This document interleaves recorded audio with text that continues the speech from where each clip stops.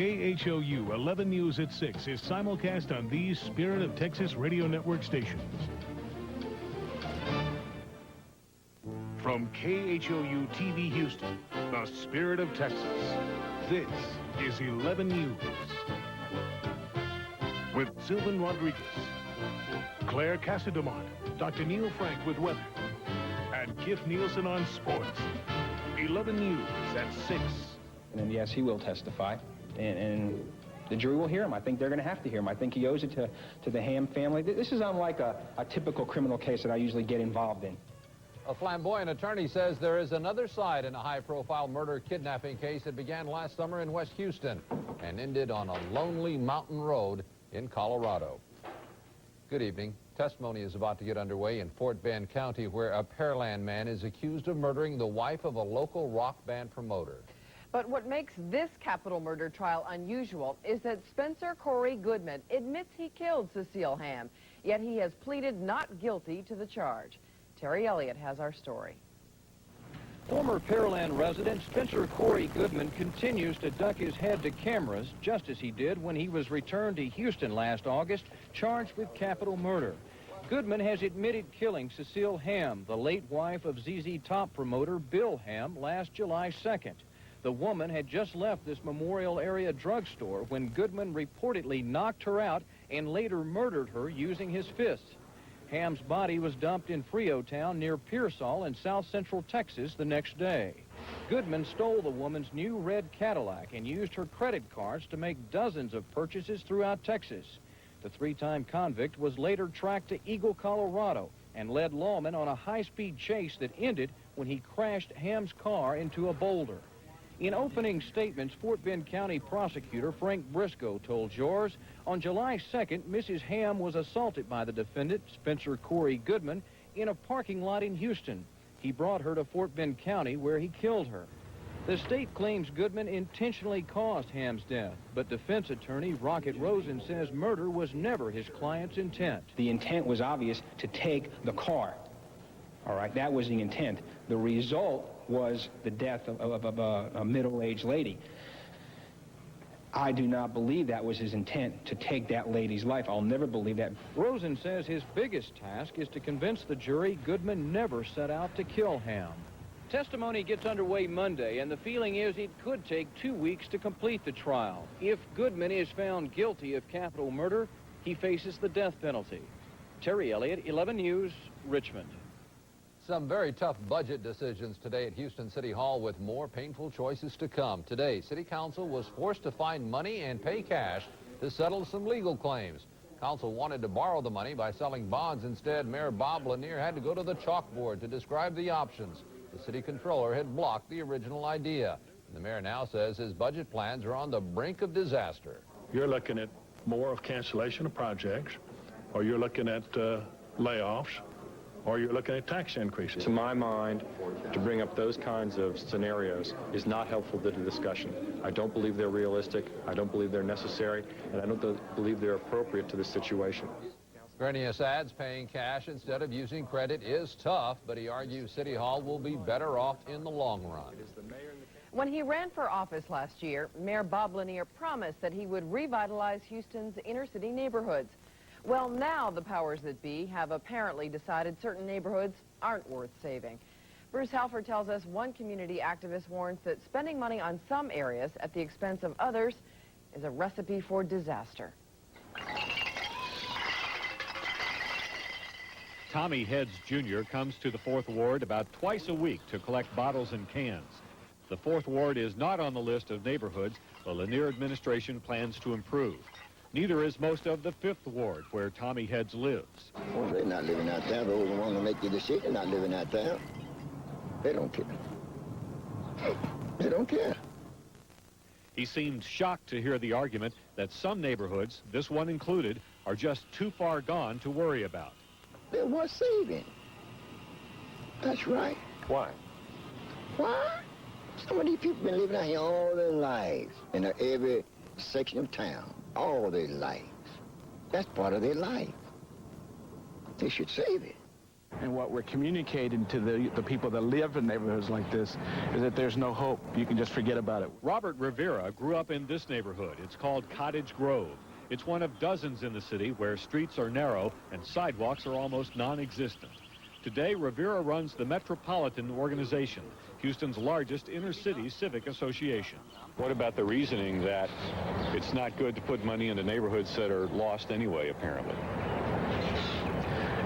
I don't think that argument holds much water. I think that any neighborhood that's stimulated with public dollars will be able to attract dollars in it. But the city, they're not doing their part. Bessie Mae Wells was out today working the tiny patch of green in front of her 4th Ward home. She says she's trying not to give up, even though many of her neighbors believe the city has written them off. Because I'm trying to keep my yard looking presentable so when the people pass, city or not city, they'll say I'm trying to do my best to keep this up. Robert Rivera says Mayor Lanier needs to ask himself a question. Are we creating a whole new second class of citizens, an underclass here that we're just going to allow to live in the inner city like this in deteriorated conditions? As Rivera sees it, the answer to that question, at least for now, is yes. Bruce Halford, 11 News. Here's some bad news for Houston. Declining domestic exploration is being blamed for the latest round of cuts in the oil industry, and Houston-based Exxon USA today is announcing it will cut 1,000 employees. It will begin by offering a voluntary severance program. If not enough people opt to leave on their own, the company will start layoffs. Exxon USA employs 20,000 people, half of them right here in Houston. President Bush is back home in Texas tonight for a brief weekend visit. Mr. Bush arrived late this afternoon at Ellington Field. From there, he went to his apartment at the Houstonian to freshen up for a dinner benefiting the United Negro College Fund. We will have more on that dinner tonight at 10. Tomorrow, President Bush heads to Dallas to deliver the commencement address at Southern Methodist University. Today, Houston paid tribute to the men and women who have died trying to make our city a safer place. It's a day of shared sadness and mutual prayer as Houston Police held a memorial for the 86 officers who have been killed over the years in the line of duty. Survivors of the fallen officers touched a wreath in memory of all those who died. Probably the best thing that I can do, or will try to do, is to give my complete support to these men and women in blue. In Washington, the widow of murdered Houston police officer Bruno Sobolewski attended ceremonies at the new National Law Enforcement Monument. It's a permanent tribute to men and women who have died in service. A Conroe family tonight hopes the drowning deaths of their 2 children in Galveston will not be without meaning. As Deborah Martine tells us, the family is going public in favor of better safety measures. In happier times, they brought smiles to everyone they met. 8-year-old Douglas Stansell and his 6-year-old sister Cynthia enjoyed the traditions of Easter Sunday with their cousins. But on Mother's Day, they drowned in the surf off Galveston Island, pulled under in chest-deep water by a strong current. Please, please, what's happened to us is unbearable. Don't let it happen to someone else. It would be unforgivable. Today, the Conroe brother and sister were laid to rest, but the family hopes their deaths won't be in vain. In Galveston, city beaches have flags to tell swimmers about rough water. But the state-run beach where the children died has no such warning. If these flags or signs can make a difference, then let's get them up. We can't change what's happened.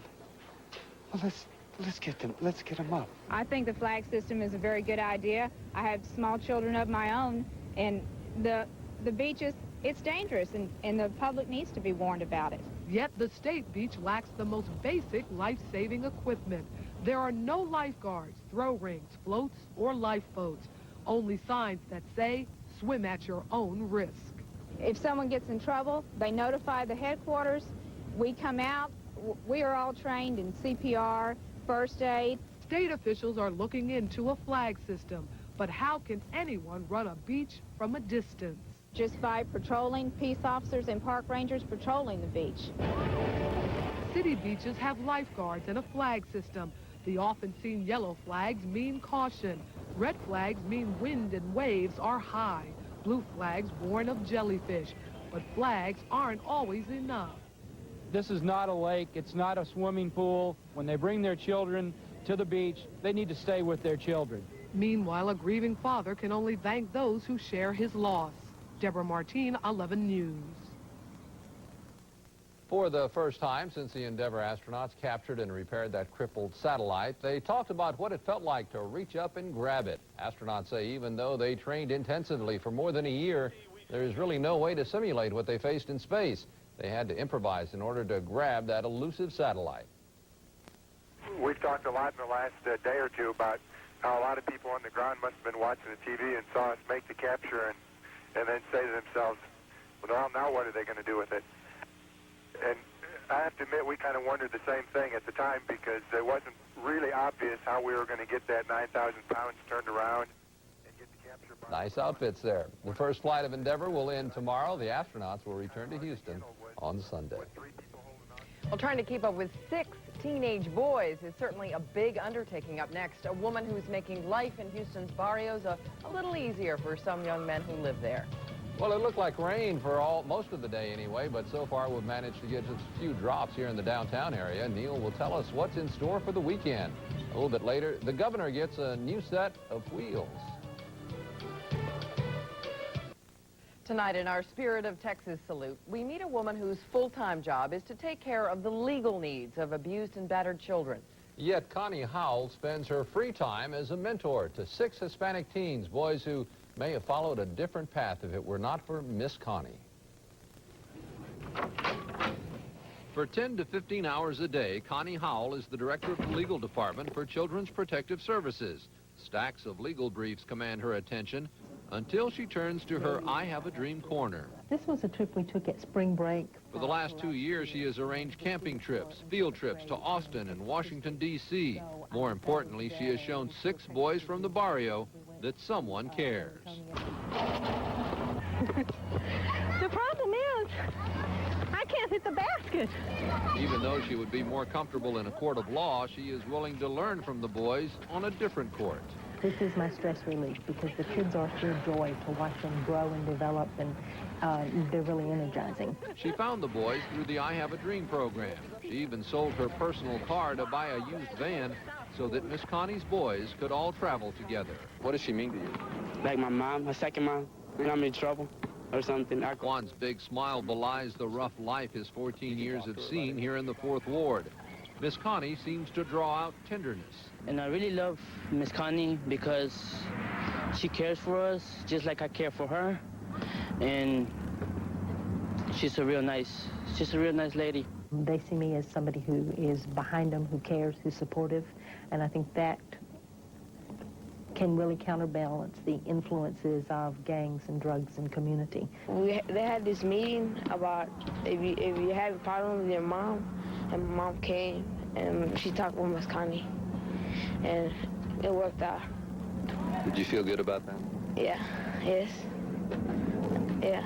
Miss Connie admits that she stumbles sometimes in trying to keep up with these youngsters, but she always gets back up with a smile. She makes a difference, you know, because she teaches us from right from wrong. Now, if you know someone who's a good example of what the Spirit of Texas is all about, please write to us here at the Spirit of Texas Salute, Post Office Box 11, Houston, Texas, 77001. Let us know the name and the phone number and how he or she reflects the Spirit of Texas. Back with sports and weather right after this.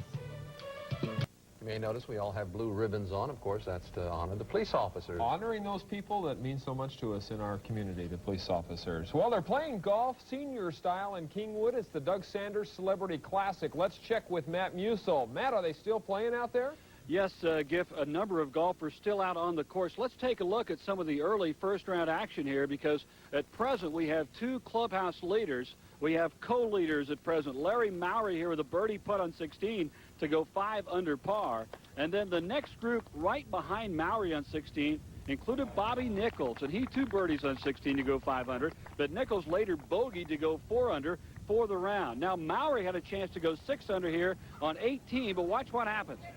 A great putt, but look at that. He leaves it on the lip, so he stays at 5 under par, but after the round, he wasn't complaining as he continues to battle back from a physical problem that cut his season short last year.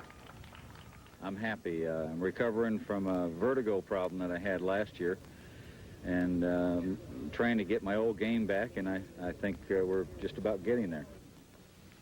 All right, and the other clubhouse co-leader is Harold Enning here.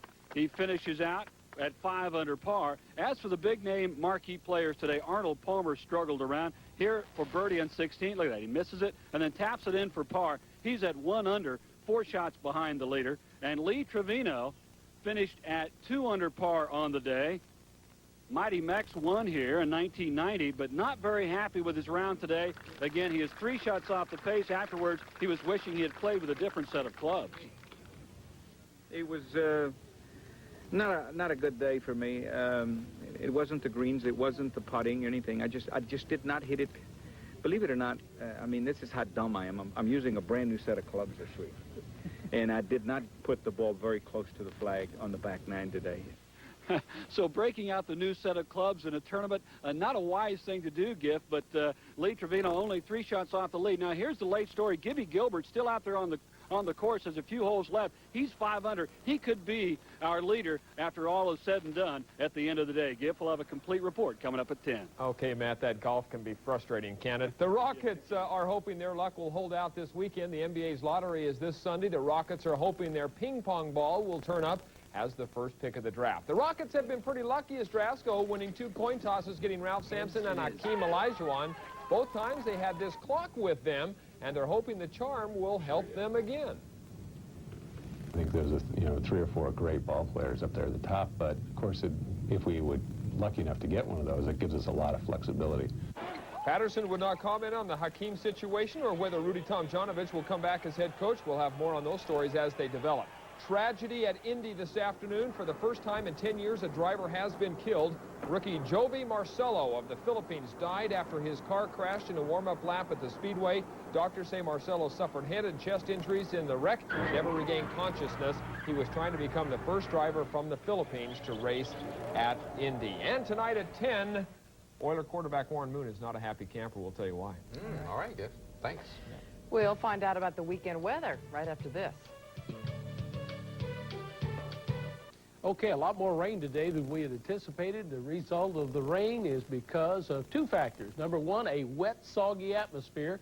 Anytime you get a lot of moisture in the atmosphere, you don't have to squeeze it very much to get a lot of rain. And the second combination is a small, low-pressure system. It's weak, but the atmosphere is very soggy. As we put the radar in motion from about 10 o'clock this morning, watch the showers here move off to the northeast, showers here move off to the east, or to the northwest. That defines a circulation. Incidentally, we've had reports of over 4 inches of rain at Bay City and Matagorda. There you see the definition of that low-pressure system as it formed in the vicinity of Corpus Christi. I put a pause in here at about 2 o'clock because watch now the thunderstorms develop over the western part of the state and the northeastern part this afternoon under the strong sunshine that they had there. So here you can see that low pressure area and the clouds associated over east and south Texas. To the northwest, though, a lot of sunshine and temperatures still in the 80s. Underneath the clouds, though, temperatures in the upper 70s, or here locally we had an 81 degrees at Intercontinental.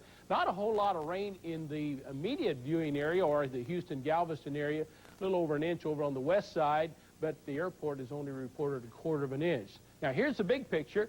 No indication of that little weak low yesterday, but as we put the satellite pictures in motion, you'll notice that the clouds and thunderstorms lingered during the night. That was certainly a clue that something was taking place, and there is that low. Over the eastern part of the country, south of the front, temperatures in the 80s, north of the front, 50s and 60s. Nice warming trend up through the central part of the country. Chicago was 64 yesterday, up to 76 today. Now, the primary problem in our weather is this low. As these systems continue to move towards the east, this one will move over in the central part of the country, but as long as this low-pressure area stays over Texas, that means that we might expect some more showers. And our forecast tomorrow would indicate showers, kind of a disturbed day, up to maybe 60% chance of showers in the afternoon, but a little cooler with the sunshine. And then we'll drop the probability of showers a little bit on Sunday, maybe back to more normal kind of weather conditions on Monday and Tuesday. So kind of wet, soggy atmosphere over us, and that means rain in the summertime. All right. Thanks, Neil. And when we come back, an odd coupling, Governor Richards and Harley Davidson join forces for safety's sake. And finally this evening, it's not easy being governor of a state as big as Texas. There are many roads to travel, and Governor Richards, it seems, wants to travel some of them by motorcycle. Do you love it? Is it great? Is it me? Yes, it is, with the strains of Born to be Wild playing in the background. The governor hopped on a new Harley Davidson today, especially painted to match her hair. Next year, I'm going to be 60 years old, and I thought that I needed to do something kind of jazzy when I was 60, and that I'd like to ride a Harley Davidson motorcycle. Harley Davidson got wind of her wish and offered the bike. Richards couldn't accept it for herself, so she took it for the state. The Department of Public Safety will use it to teach motorcycle safety. Richards promises she is going to learn how to ride it.